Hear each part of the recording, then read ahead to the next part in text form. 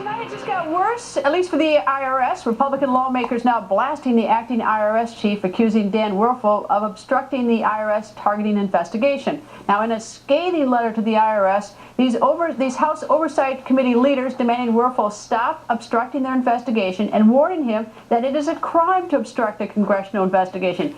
Oversight Subcommittee Chairman Jim Jordan joins us. Nice to see you, sir. Good to be with you. Just so we can have some sort of measurement of whether there's obstruction or not, you've brought some props, so tell me, these are the documents you've asked for, and this is what some of what you've gotten? Some of what we've got. Yeah, I mean, can you hand me this? 13, this is one section. Right. But I think the viewers need to see that you ask for these documents and they take out what they think you shouldn't see. I mean, normally redacted, Greta, is something like this, where there's the names and maybe some key addresses. These are all full page. These are full pages, all black. Now, some of the 13,000 pages. Some of the information is informative. A lot of it's duplicate. Some of it's redacted like it's supposed to be. This is nothing, though. This is all black pages. And some of it's that. And so how do you get to the truth when this is the kind of information we're getting from the IRS? After the president said he wanted to get to the bottom of this is important. You know, we have this. We had the FBI director who couldn't tell us who's heading the investigation, how many agents have been assigned to the investigation, have they talked to any of the victims groups, and on it goes. And frankly, I always point out, remember how this started. A planted question when Lois Lerner was giving a speech blaming 2 rogue agents in Cincinnati. We know that's all false. We know it now comes to Washington. And more importantly, we now know it goes to the IRS Chief Counsel's office, a political appointee.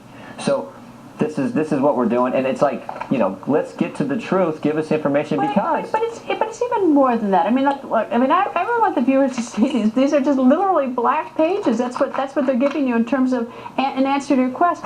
And the president said on May 15th that this was very serious. He wanted to get back. Now he's calling it phony. And in the interim, the IRS is giving you a bunch of black pages. Yeah. And we forget what's going on here.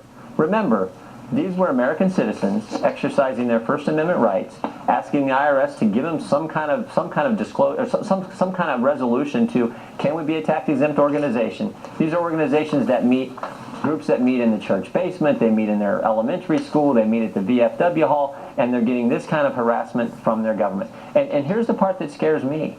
We now think it goes broader than this. We think maybe groups that already had tax-exempt status were being harassed and targeted via the audit process. We've had groups come forward and say, we've been audited, we've never audited before. We had a group that wasn't, the most recent audit they had was in 1995, but they were audited in 2011 and 2012.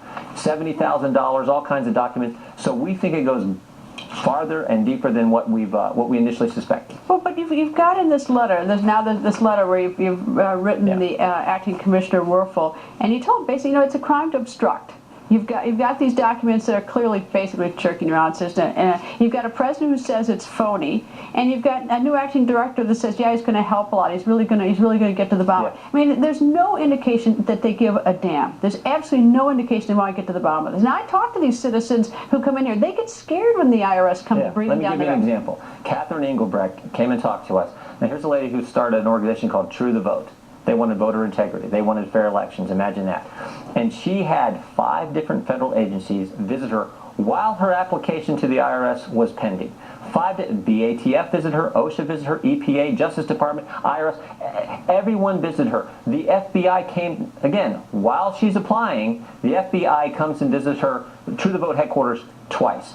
All this is going on, and here's a lady who simply wants to have, you know, voter integrity. She wants to make sure people aren't voting from vacant lots. She's trying to make sure our election system is fair, and the full weight of the federal government is on it. And if that's not chilling, I don't know what is. And not only is the full weight of the government, but then the president makes fun of her and says it's phony, and the White House press secretary who says it's phony. I mean, they could go. I mean, it's just nasty. You know, it is so. Now, so the FBI, I would make this point, the FBI director couldn't tell me who's heading up the investigation. They talked to victims groups after they started a criminal investigation at the Justice Department. But that same FBI visited Catherine Engelbrecht when she's applying to the IRS for tax-exempt status. Again, if that's not chilling, I don't know what is, and that's why we got to get to the truth. But how do you get to the truth when you get all these black pages? Anyway, Congressman, thank you, and good luck reading your just solid black pages. I mean, it's absolutely ridiculous. Anyway, thank you, sir. Coming up, Rush Limbaugh.